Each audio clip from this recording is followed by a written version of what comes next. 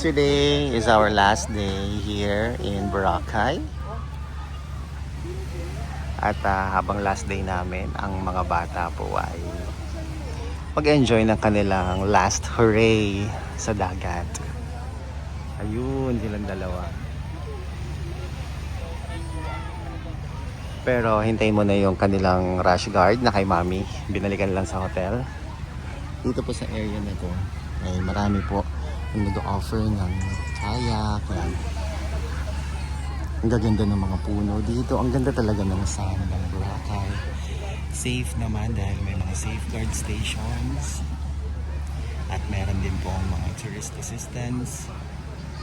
Mababait naman yung mga tao dito, yung mga lokal. Meron, makikita mo doon may pool. Parang meron slide.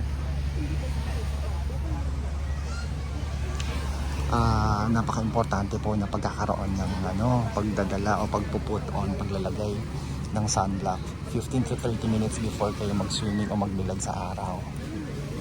Ito na yung salbabida na si Bobby. Ito na yung Koreana. Hello Koreana. Hello Koreana. Ayaw nga nang gumastos bumili ng cover up. Yan na lang. Okay din naman. Okay din, kunyari Koreana ako. Okay. Bisa ko na sila. Sige. Chi! Shh! Bio! Chi! Shh! Bio! Dito lang kayo? Oo. Ito, di ba kayo? Dito na lang din. Bea, Chichi! Na-picture naman yun. Oo. Siyempre, stress out sila. Ayaw nila. Hindi nakapag-picture na family sa Meron nga. Doon sa may Oo. Mamaya na lang pag nakabihis na tayo. Pag check out. May gawa na kayo. May gagawa pa niyan mamaya. Pwede 9:40. Sige. Magta-timer na ba ako? Start timer, daddy. Magpalit mo na kayo ng damit. Tawagin mo si kuya. Rush guard ka mo.